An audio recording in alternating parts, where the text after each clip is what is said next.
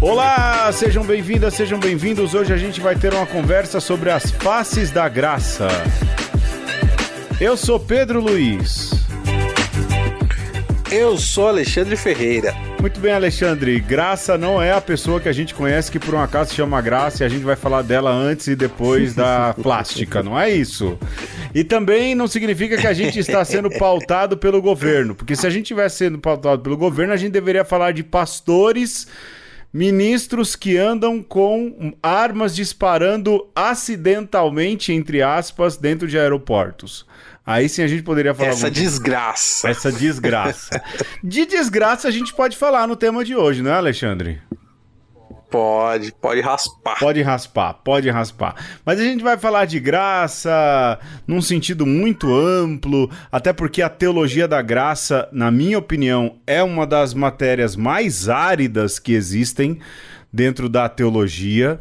Eu lembro que o nosso professor de teologia da graça, eu não sei se o meu foi o mesmo seu, nós o chamávamos de arranca-cérebro, de tão duro que ele era, o Frei Osmar Cavaca, não é? Que de fato era... Frei Osmar Cavaca, queridíssimo. Cara, não, querido, gente boníssima, não é? Gente boníssima. Tenho ótimas memórias dele. Abraço, Frei Osmar. Melhor diretor espiritual que eu tive na vida. Então, eu não tive, né, essa fase do Frei Osmar no seminário, né? Mas o Frei Osmar é grande. O cara é muito bom mesmo. E resolveu viver isoladamente, né, Alexandre? Isso que é curioso, né? Olha, Frei Osmar Cavaca, um abraço. Osmar Cavaca. Ele tentou me convencer, Pedro, de entrar no mosteiro dele. Que quer ser uma mistura de vida franciscana com vida beneditina. Assim, de levar a questão da pobreza, assim, radicalmente, mas também do orat et labora, que tem tudo a ver, né? Tem tudo a ver. Ele tem uma formação em física, né? Não à toa ele vai bem em teologia da graça, porque... Mano, o cara é a maluquice em pessoa, né? E aí resolveu se isolar, né? E aí eu vou, né, a gente já entrou nesse papo, eu fiquei lá uma semana, cara, eu e Alexandre Mantovani, olha aí, que é um místico, sim, que ficou encantadíssimo também, acho que por pouco, ao invés de ir pros dominicanos, quase que vai ser o primeiro confrade de Frei Osmar. Mas eu não dei pra coisa, né? Sim. Essa coisa do silêncio, o silêncio extremo, confesso que, Pedro, a primeira noite que eu fiquei ali naquele lugar bucólico, que é uma espécie de um sítio, né? Não tem aquelas feições de mosteiro, mas é uma espécie de sítio.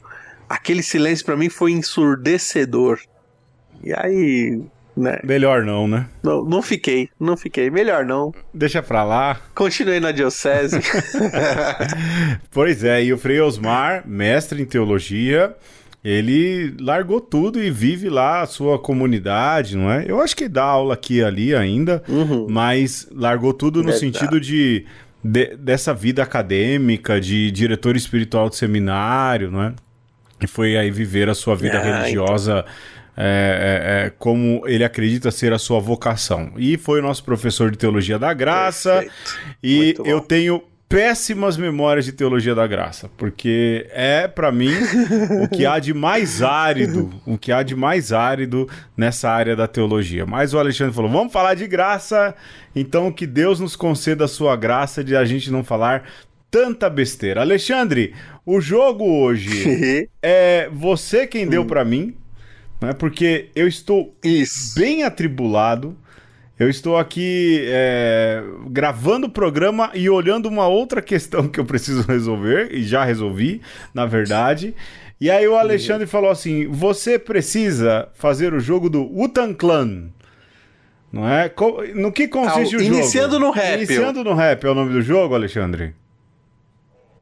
E como é que funciona? Explica aí, o jogo que é meu e na verdade é seu. A gente vai começar a nossa carreira de rappers, então pode ser, talvez daqui a algum tempo não tenha mais uma conversa podcast, mas tenha uma conversa crew. A gente vai ser aí um grupo de rap, né? Estamos procurando um DJ, inclusive. A gente vai fazer... ou não. Vai fazer concorrência com os caras do Corporação Cast. Vai, né? Vai saber. Eles são músicos, E aí, o que acontece? São músicos, mas eles têm garbo e elegância, né? Tem talento pra isso, Rogerinho. Tem talento pra isso. Agora, vamos ver aqui, vocês que vão dizer se a coisa vai ou não vai. E aí, pra começar, a gente precisa de quê? De nomes. De nomes. Nomes de rappers. Exatamente. E aí tem uma aba no site do Wu-Tang Clan, que é um grande grupo de rap, né? O Wu-Tang Clan hoje, na verdade, é espalhado pelo mundo inteiro, né? Os caras têm essa ideia de que é um clã mesmo, que várias pessoas podem fazer parte e tal. E eles disponibilizam, então, o Name Generator pra você, né, não perder muito tempo escolhendo o seu nome de rapper. Tá certo. E aí eu pedi pro Pedro que entrasse no wutangclan.net e colocasse lá o seu nome e automaticamente o Wu-Tang Clan nos batizará. E aí depois, Pedro, de revelar os nomes, vem a parte 2 do jogo. Tá bom, então. Bom, eu vou colocar aqui Name Generator, eu coloquei Pedro Espanhol, né? Porque também não pode ser nada em inglês. Daqui, Alexandre, Ninja Romântico. Olha é o Batman aí, desse novo filme romântico. aí, é o Batman. O Batman é um ninja romântico. Poxa vida, Aí. excelente. Pronto, eu sou um ninja romântico, Alexandre. E o seu, Alexandre? Cara, eu coloquei aqui, eu fiz essa bobagem de colocar em inglês e ficou Sapo Faminto. Sapo Faminto. Frog Finance. E aí agora eu tenho que fazer um rap, é isso? Segunda parte, você tem que fazer uma rima usando o seu nome de rapper pra se apresentar, né? Porque afinal de contas a gente tá começando nessa carreira. Tá, puxa vida, vamos lá. Na moral, tô chegando, sou ninja romântico, vim... Nossa, é muito ruim, bicho. Na moral, tô chegando, sou ninja romântico. Eu tô bolando aqui, tá? Venho falar na real. Na moral, tô chegando, sou ninja romântico. Pra verdade falar, não vou te enganar. Porque trouxa... Porque hoje em dia... Não, porque... No dia... Eu quero rimar alguma coisa que de Peraí. Na moral, tô chegando, sou ninja romântico, a real pra falar, não vou te enganar.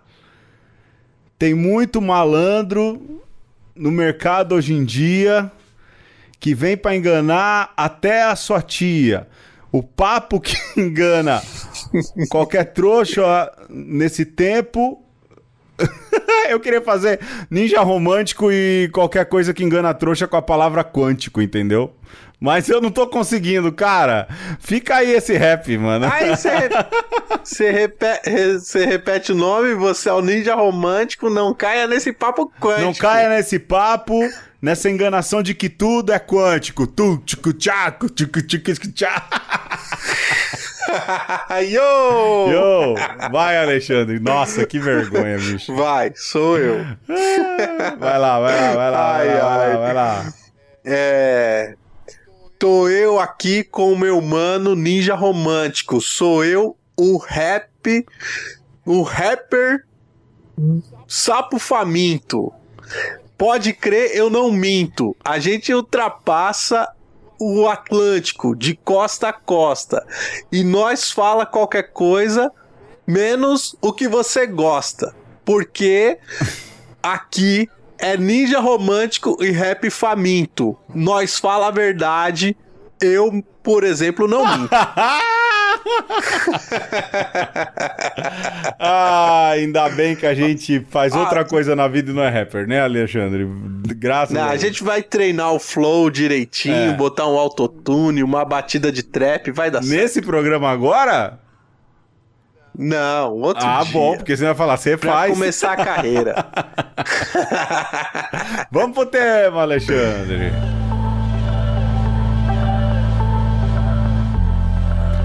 Todos tomem a peito considerar e respeitar as relações sociais como um dos principais deveres do homem de hoje. Com efeito, quanto mais o mundo se unifica, tanto mais as obrigações dos homens transcendem os grupos particulares e se estendem progressivamente a todo o mundo. O que só se poderá fazer se os indivíduos e grupos cultivarem em si mesmos e difundirem na sociedade as virtudes morais e sociais, de maneira a tornarem-se realmente, com o necessário auxílio da graça divina, homens novos e construtores de uma humanidade nova.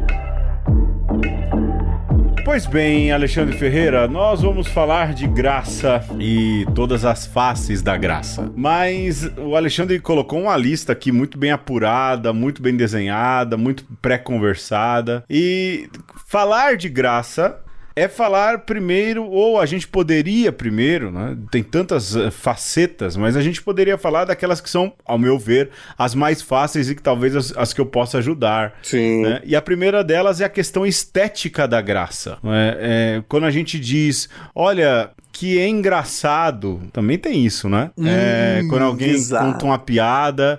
Aliás, eu não sei, Alexandre, se a gente poderia fazer... Esses dias eu pensei que a gente poderia fazer um programa, além do Ari Toledo que a gente fez sobre humor, o chamado Deus se brinca. Sim. Com Deus se brinca, sim. Deus se brinca. Porque as pessoas falam com Deus não se brinca, né? Eu acho que com Deus dá pra brincar sim. Anota aí, Alexandre, quem sabe, não é? Anote aí na lista, Poxa. Né? Quem sabe o próximo, né? Mas, veja, graça, é engraçado. Quando você era criança, Alexandre, certeza que as amigas da sua mãe falavam, mas que gracinha esse menino, não é?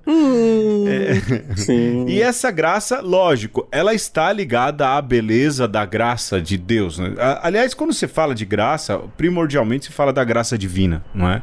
Porque tudo é graça. Deus se revela por graça, Jesus veio ao mundo por graça, a salvação existe por graça, a fé é uma graça de Deus, estar vivo é uma graça, ou seja, o cristianismo, ele deveria ser uma religião de ação de graças, né? De agradecer a Deus por tudo. Mas há também, como a gente dizia, essa questão estética da graça, né? Que gracinha, que coisa engraçada. Você liga uma coisa à outra, não é isso, Alexandre? Eu acho que é um bom começo, né? É isso.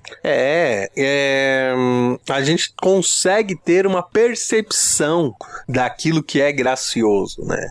E salta aos nossos olhos. É algo, inclusive, involuntário, né? Como, assim, fazendo uma má comparação, quando você tá lá rolando a timeline do seu aplicativo de rede social lá e você dá um like, gostei, não gostei. E é algo automático, claro que você acaba treinando e tal, mas isso se aplica à música que você escuta, inclusive se você escuta o Spotify, por exemplo. Se você gosta de uma música, você pode marcar lá como das favoritas. O double click. Exato, né? Então, veja, a gente pode aplicar isso às coisas graciosas do ponto de vista estético, mas também ao bem, mas também aquilo que é verdade, né?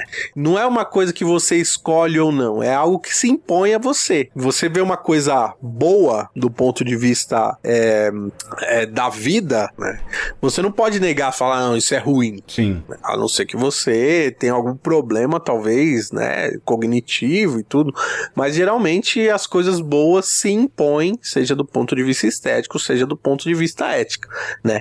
Então, quando a gente traz isso pra teologia, por exemplo, né, de ponto de partida, você vê isto no Gênesis, no relato da criação. Deus fez o bagulho e disse, isso é bom. Certo. Chegou lá no sexto dia, isso é um trem bom demais, só. Sim, e vamos lá, aquilo que se fala da natureza, da criação, não é? Quando se diz que alguém é muito bonito, geralmente se fala, a gente tá falando das facetas, mas acho que muito mais no sentido etimológico, não é? Quando algo é bonito, por exemplo, uma paisagem é bonita, os lençóis maranhenses, costuma-se dizer, o Maranhão foi agraciado, não é? E aí tem a mesma agraciado com os lençóis maranhenses. Ou essa moça foi agraciada com essa pele que não há nenhuma imperfeição.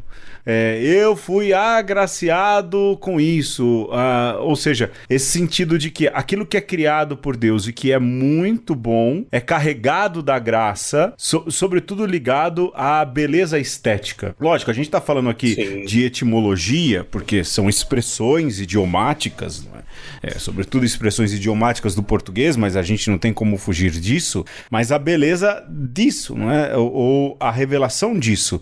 A graça, ela é símbolo de beleza estética, não de perfeição, e também, até porque o conceito de beleza, ele é duro, né, hoje em dia, em 2022, não que a beleza é relativa, a beleza ela é bela em tudo, o problema é que as pessoas só veem beleza naquilo que é uma arte, vamos lá, renascentista. É treino, é o aspecto do treino, né, o aspecto... de você achar que só é belo aquilo que você se enxerga, Narciso só vê beleza no que é espelho, que você... né? Exatamente. Né? Então, tem um aspecto subjetivo aí, né? E por que não dizer cultural? E aí é sempre essa luta entre a natura e a cultura, né? Aquilo que é inato e aquilo que você aprende, né? Mas eu volto a insistir nisso, né, Pedro? Você falou da questão da natureza aí, né? Das coisas do meio... Que aí também tem uma dubiedade, né? Quando nós falamos de natureza do ponto de vista filosófico, a gente está falando de physis, né? Aquilo que é nato, né? Por isso natural, e as coisas da natureza, do meio ambiente e tal. Quem é que não teve essa estupefação diante dos lençóis maranhenses ou de outra paisagem belíssima, né? E esse senso do belo nas coisas naturais, elas remetem também ao senso de sacralidade, né? Quase como se ao ver uma paisagem bela, como os lençóis maranhenses, né? Ou como a Cordilheira dos Andes, a Chapada dos Veadeiros, eu também não. A Chapada, perfeito. Aí você automaticamente, sobretudo quem tem fé, vai falar assim, tem um Deus, Sim. né? Porque algo tão bonito assim só pode ter sido feito por uma mente inteligente. A gente não consegue conceber que seja obra de um acaso, né? Então, essa beleza que preenche de alguma maneira seus sentidos te faz, né? Te remete diretamente a uma divindade que de alguma maneira se revela para você através das coisas naturais, nesse sentido de meio ambiente, né, de coisas da criação. Mas, Alexandre, essa exuberância da natureza, ela também se dá em quem não crê, não é? Lógico, quem crê vai fazer uma ligação, Sim. vai fazer ali quase que um cântico de Daniel, né? Obras do Senhor, bendizei o Senhor, laudato si, né, como disse Francisco, mas Perfeito. Quem não crê vai acabar tendo a sensação, lógico, a gente não tá falando que quem crê tá fazendo uma proclamação de fé, não é isso. Mas quem não crê, melhor dizendo, ou não tem fé nenhuma, ainda assim vai sentir esse estado de graça, vamos assim dizer, ou de percepção da graça ou da beleza estética com aquilo que é estonteante. Como eu disse, o belo, ele excede qualquer tipo de crença. O belo é belo pro cristão Sim. ou é belo para o não cristão. Ele é belo para o candomblessista. Ele é belo também para o ateu, né? A beleza, ela reside e ela é além daquilo que é a crença ou algo nesse sentido, né, Alexandre? Agora, já que a gente está falando de natureza, Alexandre, eu acho que quando se fala de graça, e essa para mim é uma das frases favoritas minhas, não é? E é a frase favorita para a gente entender a ação de Deus, que é aquela que fala que a graça, ela pressupõe a natureza. Eu acho que eu usei graça pressupõe a natureza até na minha dissertação de mestrado, não é? De que a graça, como dizia o doutor Angélico, São Tomás de Aquino, né? A graça, ela pressupõe a natureza, ou seja, para que a graça aconteça, e aqui a gente fala de graça como manifestação ou ação direta divina, ou que a potencialidade divina ocorra naquele que é propenso, não é, a fazer essa potencialidade crescer, ela pressupõe a natureza humana. Mas em que sentido? Só a natureza humana? Ou é a questão do imagem e semelhança? Né? No que dialoga a graça pressupõe a natureza, Alexandre? Joguei pra você. A graça pressupõe a natureza. Obrigado. Chupa essa manga, né? Toma, pega que essa filha é tua. Chama Alice.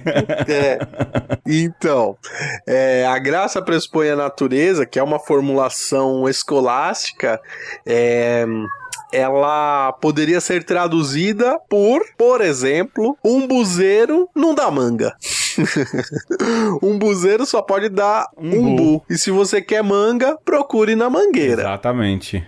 Então, a graça de dar manga pressupõe que você tá num pé de manga, né? Então, essa graça cromossômica aí... Cromossômica? Né? Cromossômica. Que chique, meu Deus do céu.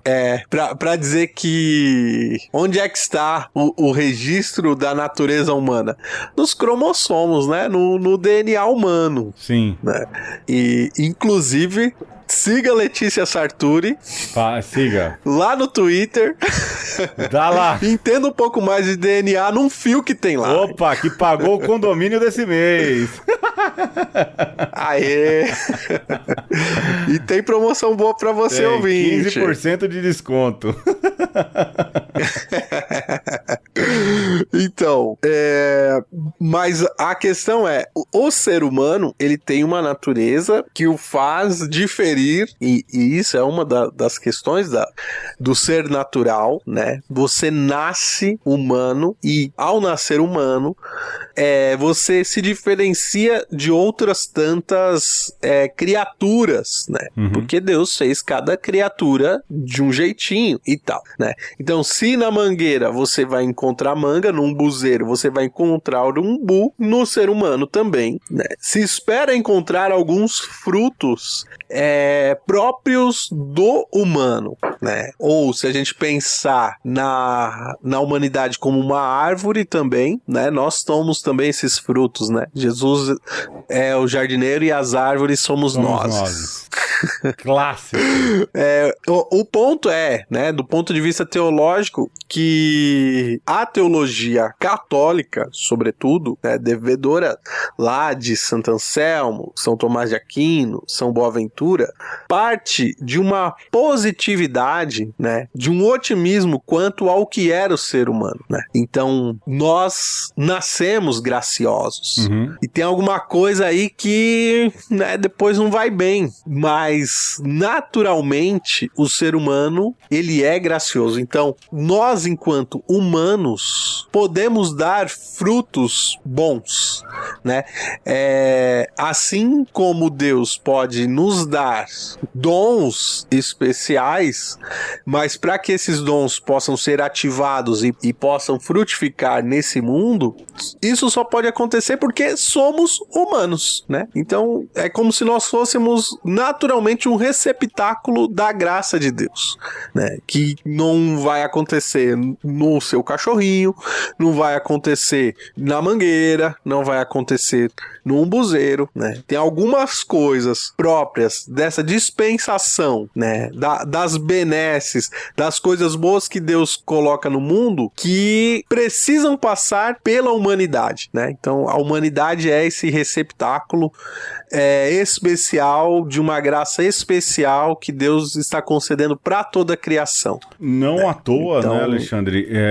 Jesus se faz homem, não é? Exatamente. E isso mostra exatamente aquilo que é a graça que pressupõe a natureza. Jesus assume a natureza humana para que, partindo dessa experiência de natureza humana, ele possa então revelar o amor de Deus, a misericórdia de Deus e, lógico, também por sua morte nos dar a salvação. Lógico, a gente não vai falar aqui de morte expiatória, nada disso, né? Mas é fato de que a natureza humana, como disse o Alexandre, ela é receptáculo para que se possa experimentar a Deus, mas é porque também ela é lugar da revelação de Deus. Ou seja, a graça da revelação divina, ela pressupõe a natureza humana. Então, não caia nessa falácia. Existem muitos pregadores, catequistas, pastores e padres, não é? Que costumam dizer assim: nós somos de uma natureza decaída, nós somos de uma natureza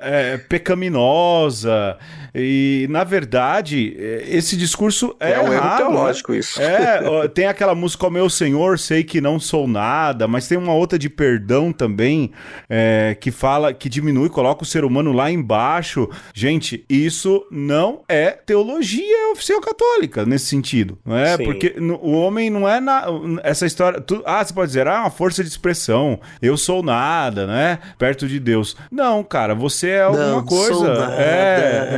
Tem essa. Tem uma outra que o padre Pedro Igor, que é padre lá no Pernambuco, eu lembro que ele pegava muito no pé num ato penitencial, e ele tem muita razão nisso, não é? A gente precisa entender que não é que a gente seja Deus, mas a nossa natureza não é qualquer coisa, né? Você pode cair por causa do pecado e tudo mais, mas essa história, nós somos uma natureza decaída, somos sujos, somos isso, somos aquilo. Cuidado com esse tipo de discurso, porque ele não tem nada diferente do discurso religioso dominante no tempo de Jesus, não é? E a graça pressupõe a natureza, e a natureza criada por Deus, a natureza humana, ela é dotada de muitas coisas positivas. Aliás, grande parte das coisas positivas, não é? É um erro teológico você rebaixar de tal maneira a natureza humana, né, Alexandre? Inclusive por isso que também a gente escuta tanto a igreja, né, o magistério reafirmar e bater o pé falando da dignidade da pessoa humana, né? Não é qualquer coisa, é algo que, né, do ponto de vista da criação, você coloca as coisas na prateleira e aí tem um espaço lá na prateleira de destaque, né, que fala assim, olha, isso aqui é top demais, isso daqui não, né, é a fina flor né, do último lançamento do bagulho mais top que tem é isso aqui, ó, pá, né? Então, falar dessa positividade, afirmar essa positividade, esse otimismo, não nega nada daquilo que é a degradação e tal, mas é o ponto de partida, né? Não esqueça disso pra gente. Tô pensando aqui que o grande número dos ouvintes de Uma Conversa são católicos, né? Sim. Então, a gente parte desse ponto, né? Depois a coisa se desenvolve, mas esse é o ponto principal, né? Então, a própria estupefação de Deus, isso é muito bom, né? Exato. É a minha imagem e semelhança. E aí vem, né, essa necessidade que a gente precisa de assumir isso também, né? Essa é a nossa natureza. Exatamente. Nós, nesse sentido, a gente tem que valorizar o ser humano. Não à toa, não é? Os grandes santos, os grandes místicos e os grandes líderes cristãos enxergam a humanidade com muita positividade. Lógico que a gente, não é? Que às vezes não tem tanta elevação espiritual, a gente acha que já está tudo perdido. tudo, né? Mas você pega gente como Francisco, pega mesmo o Padre Zezinho, ou de outras religiões, gente muito espiritualizada, vê essa natureza repleta da graça de Deus e enxerga potencialidade de mudança e de coisa boa acontecendo. Alexandre, pra gente falar sobre os outros temas, a gente pode primeiro ouvir uma musiquinha, não? Simbora. Vamos ligar a vitrolinha, a gente já volta.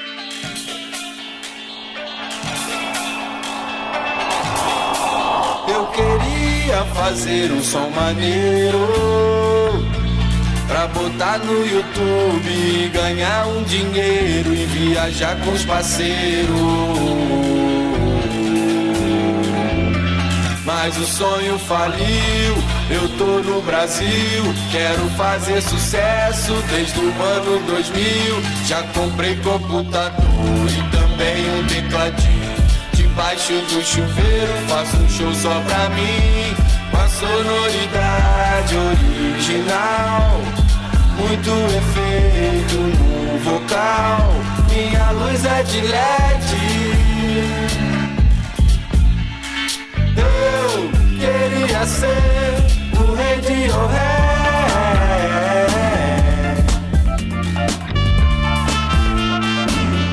tipo Radiohead.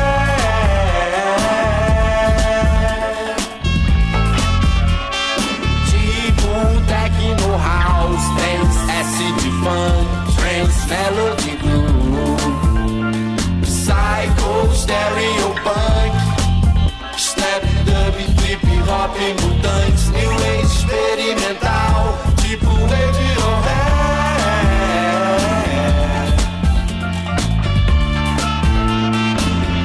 tipo Radiohead.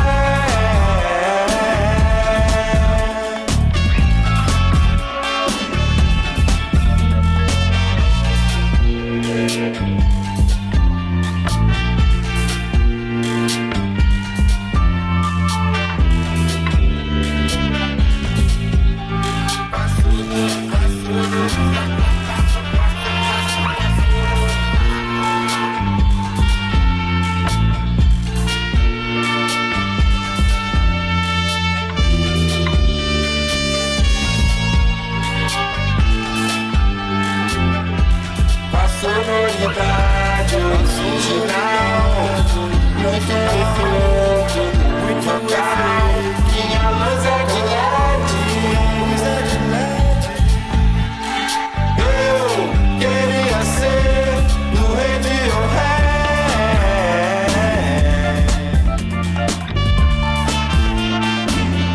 tipo Radiohead.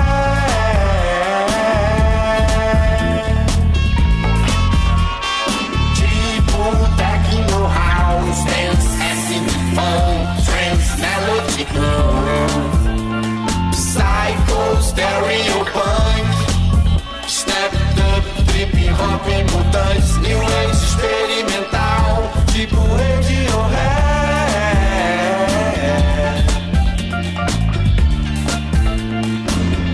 tipo Radiohead.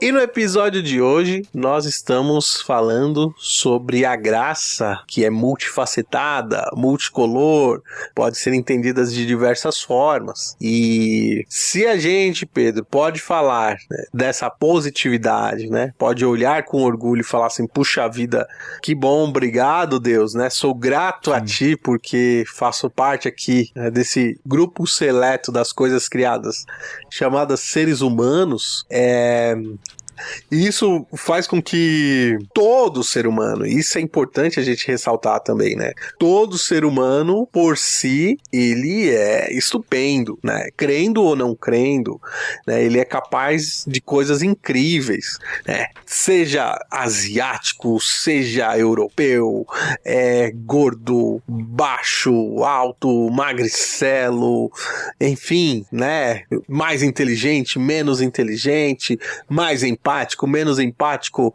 aquela pessoa que você fala, meu Deus do céu, como esse ser humano tá aqui nesse planeta, o que tá fazendo? Não importa, ele é capaz de coisas boas. Bom, talvez não saiba que pode fazer o bem, fica fazendo cagada, mas enfim, né? Tá aí, né? Deus deu todas as capacidades de fazer coisa boa, né? Se não faz, aí a gente vai entrar em outras questões, né?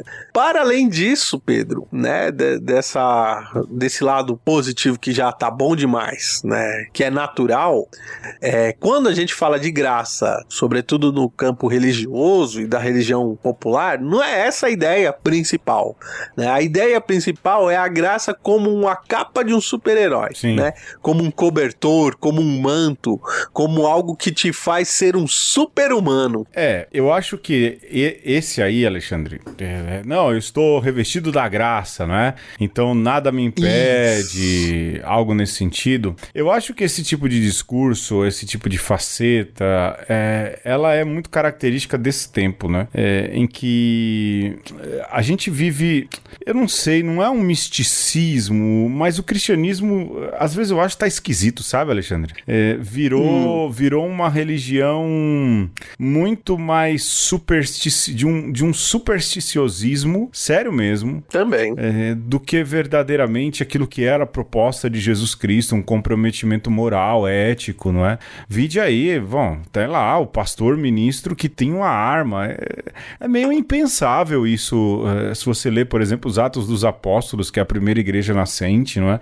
É um cristianismo meio esquisito, meio estranho, capturado e sequestrado por outros pensamentos. Aqui no Brasil, um cristianismo meio miliciano, não é?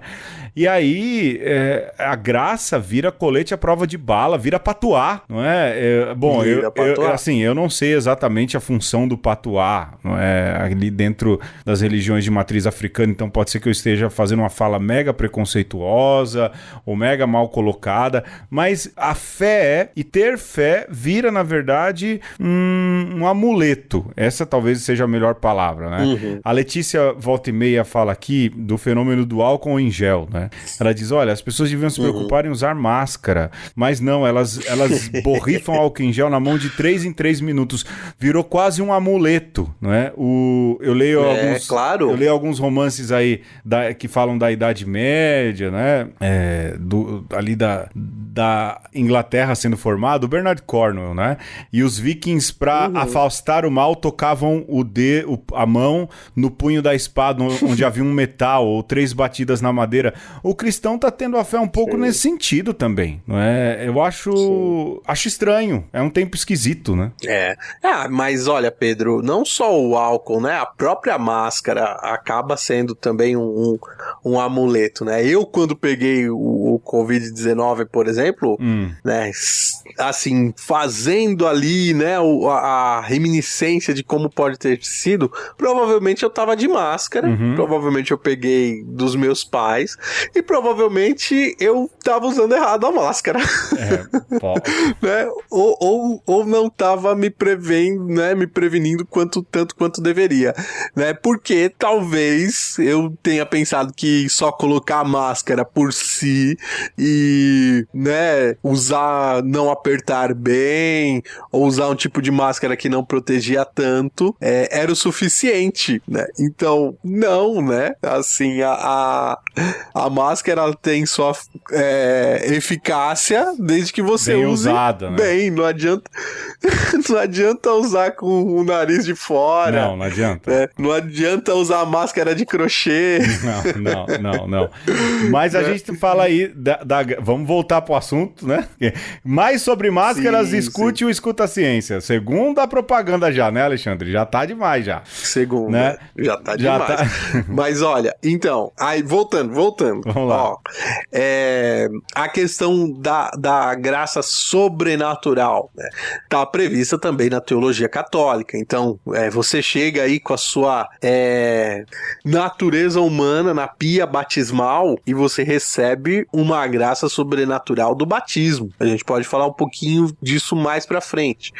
Mas ao receber essa graça sobrenatural batismal e depois você confirma essa graça batismal no sacramento do carisma ou do crisma, você acaba estando revestido também, né, da força do Espírito Santo. A igreja diz que seja o sacramento do batismo, seja o sacramento da crisma, te imprime caráter, ou seja, essa sua natureza humana, ela recebe agora sim, né? Então você tem um receptáculo e agora você coloca ali digamos, o conteúdo para que esse receptáculo possa ser, digamos, usado. É como se você tirar um copo de uma vitrine e colocar agora debaixo da torneira, encheu o copo de água, agora o copo está cumprindo a sua função, né? Porque o copo na prateleira, ele sequer é copo, Pedro. Porque enquanto ele não alcançou a sua finalidade, você nem pode chamar de copo. É um objeto de vidro. De vidro. Tá lá só, né? De vidro. Tá lá. Tá lá só. Enquanto você não pegou aquele copo, não encheu de água e não deu uma golada, é copo. Nesse sentido, né? Alexandre, dizer que um ser humano, de natureza humana, imagem e semelhança de Deus, que não age segundo aquilo que deveria ser o designado a ele é desprovido da graça ou se desprove da graça? Para não falar desgraçado, não? Ele não é tudo aquilo que poderia ser. É potência e ato. Potência e ato. Potência e ato. Ele tá ali e tal.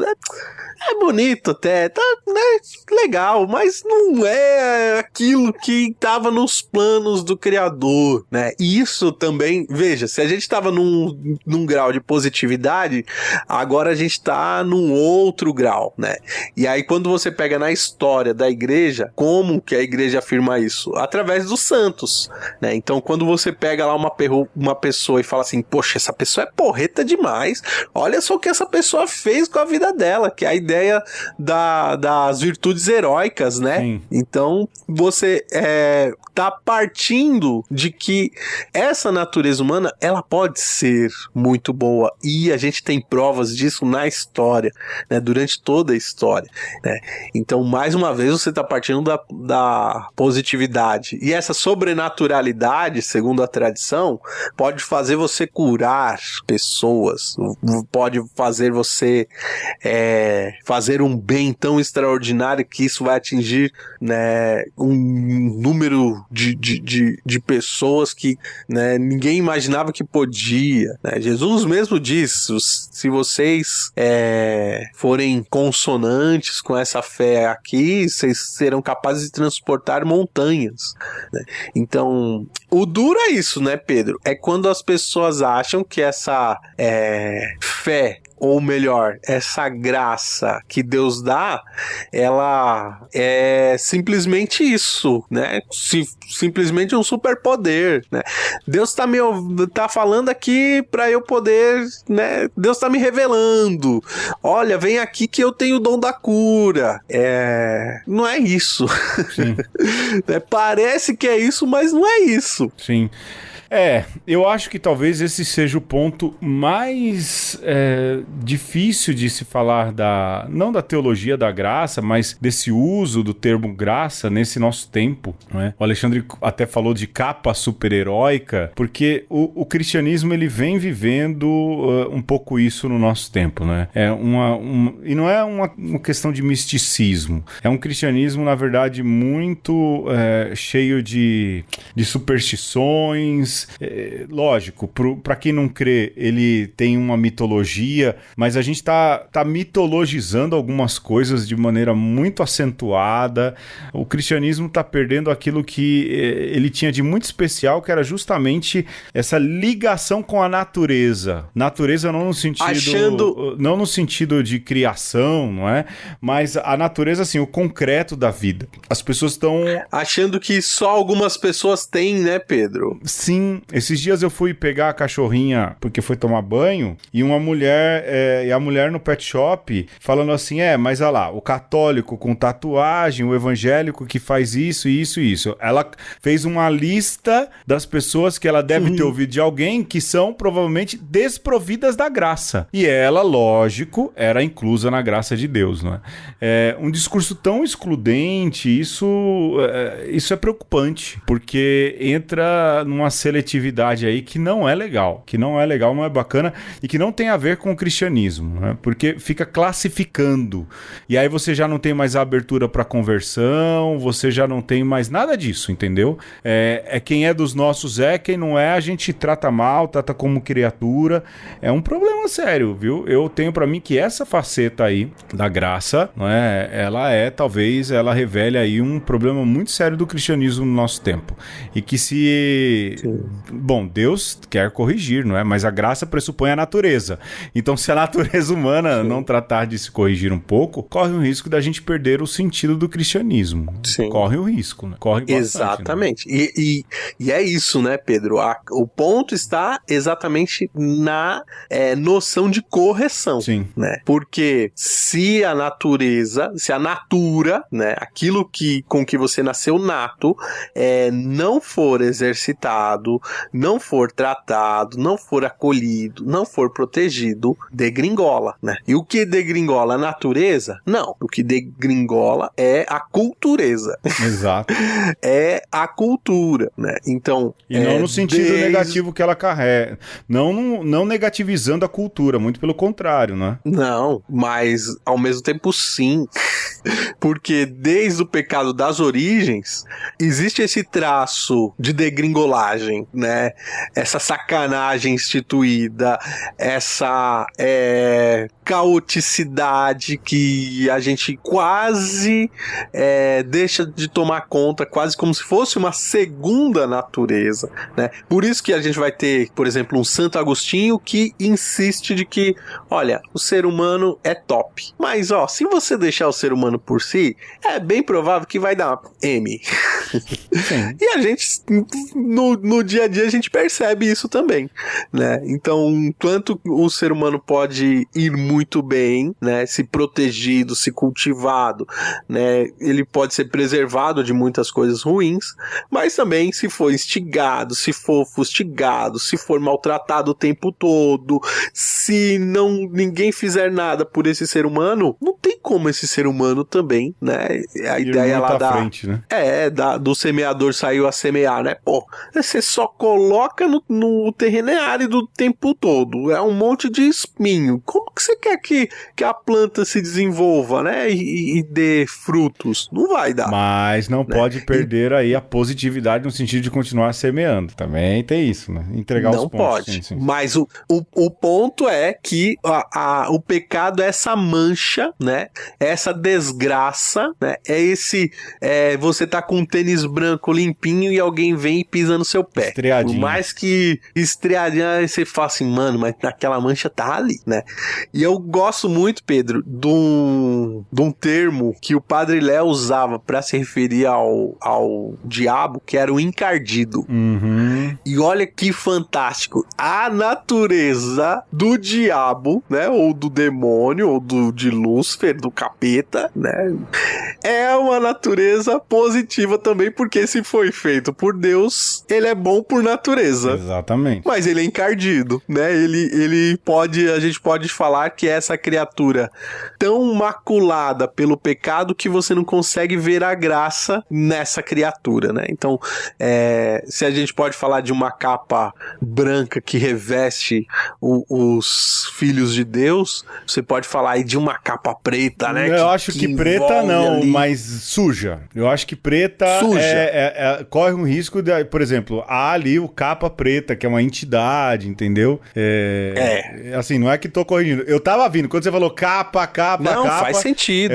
Faz sentido. Eu penso, não, uma capa suja, né? Encardida. Suja, encardida. Sim. Não, perfeito. Eu acho que nos dias de hoje é uma correção valiosíssima, Pedro. E eu agradeço.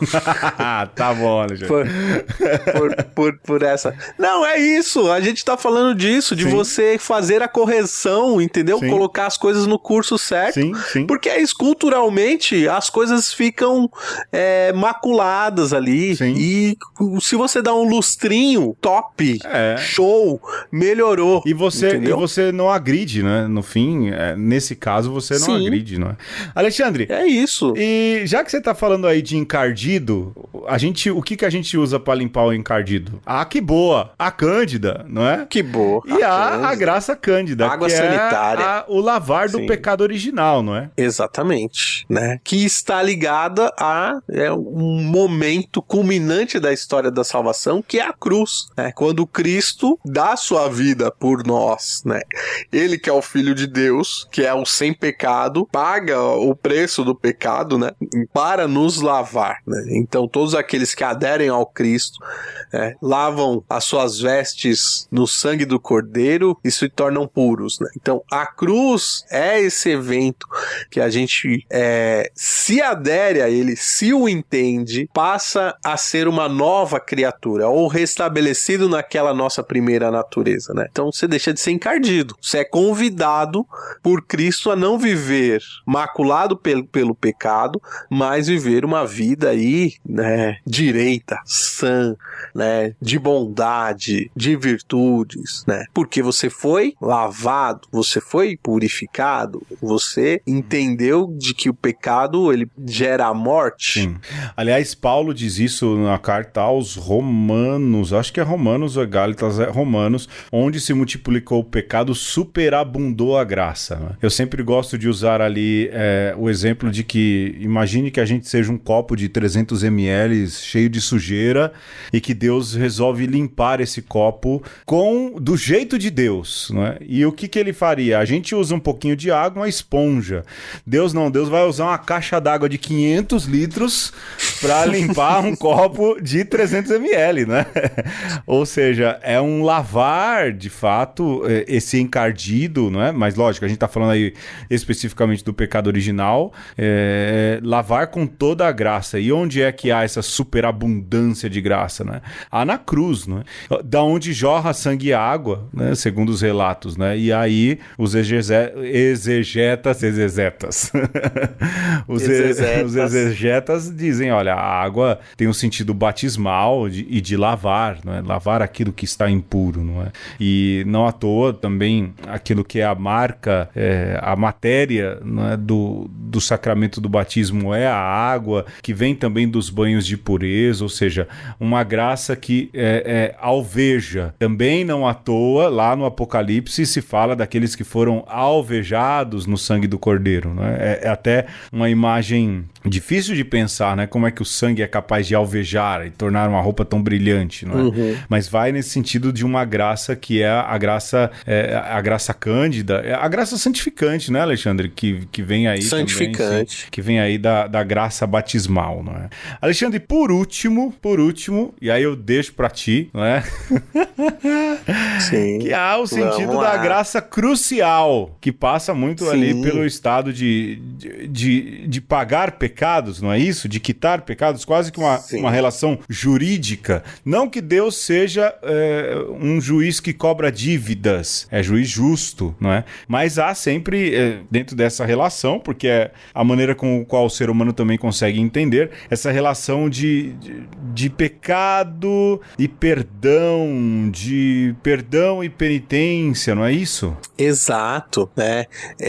Quando a gente pensa aí nessa questão de que o ser humano estava sujo pelo pecado e ele é purificado, então ele está num estado de vida, agora que a gente fala estado de graça, a gente pensa do ponto de vista digamos, desse restabelecimento, né? daquilo que o ser humano é. Ok, beleza, né? Só que, se a gente sair desse plano simplesmente do natural e do sobrenatural, a gente pode trazer a coisa pro aspecto comunitário, né? E aí a compreensão da questão jurídica, ela cabe bem, né? Porque tudo aquilo que é jurídico é ao mesmo tempo um combinado da comunidade, né? Mas que a partir do momento que você tem um combinado dessa comunidade, aquilo passa a reger a comunidade de alguma maneira, né? Então, quando você pensa nas relações dentro de casa, né, Pedro? Você aí com a dona patroa estabelece assim, ó, toalha em cima da cama, não. Nunca. Eu casei com ela por isso, que ela também não gosta. Né? Então, isso daí tá estabelecido. Então, a partir daquele momento do estabelecido, você segue sabendo que isso não é tolerado ali naquela comunidade, beleza? Né? Então, quando você pensa no povo de Deus, qual que é o combinado da comunidade? É a lei de Deus, né? Porque Deus faz parte da comunidade. Então, quando você pensa no decálogo, você pensa nessa estrutura de que a comunidade chegou assim, ó, o que Deus quer da gente é isso aqui, né? E isso é respaldado pelo próprio Deus, né? Por isso que a gente chama a lei de Deus, porque isso nos foi revelado por Deus em várias formas e a gente chegou nessa maturidade aqui do texto, né? Tanto que depois para nós isso se torna a palavra de Deus e pra gente é muito... a gente passa disso de uma maneira muito rápido, de falar a palavra de Deus e a lei de Deus. Sim. Né? Então, a gente não consegue fugir dessa questão jurídica, né? E aí, quando a gente pensa no ser humano e no momento da cruz, o que você tem? O ser humano que é transgressor da lei de Deus. Uhum. Então nós somos assaltantes, idólatras, fratricidas, somos infiéis. Mas não uma natureza decaída. Não, mas na prática, todos nós somos esse ser desviado aí, né? Do propósito primeiro de Deus. Todos nós, né? Então, às vezes a gente olha pro bandido, a gente olha para aquele que tá encarcerado e torce o nariz. Você é igual. Do ponto de vista da lei de Deus, todos pecamos. Todos estamos propensos ao fracasso, né? Por isso que Deus, inclusive, veio ao nosso socorro. Sim. Porque sozinho a gente não consegue. Sem mim, nada podeis fazer. E aí, Deus nos dá essa graça, do ponto de vista jurídico, de nos perdoar de nossos pecados. Uhum. Né? De olhar pra gente não como esse pecador, fratricida, infiel, adúltero, porcaria. Ele não olha pra gente como isso. Olha pra gente e enxerga Jesus, seu filho amado, que entregou a sua vida e falou, pai, perdoa, eles não sabem o que fazem. Sim. Né?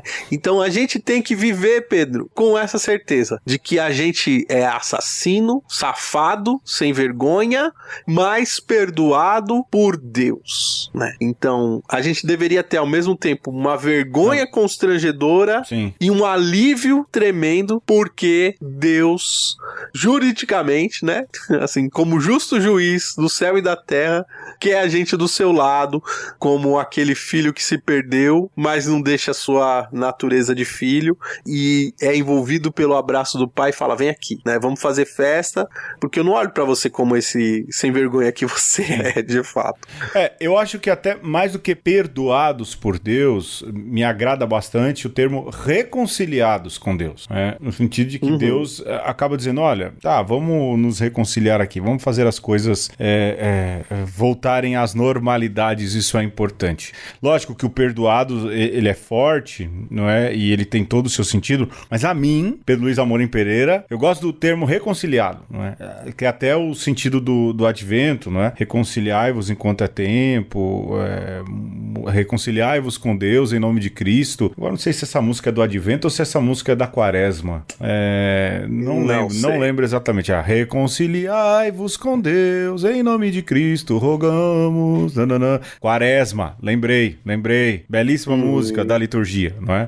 Mas esse reconciliar e é voltar à graça, não é? Voltar ao convívio da graça. Alexandre, eu acho que deu, né, Alexandre? Deu sim. Deu. Né? Deu. Acho que Olha, eu temia por esse programa no sentido de a gente cair muito na teologia da graça, que é muito árido, mas ficou bom, assim, os aspectos abordados, hein, Alexandre? Epa. Não.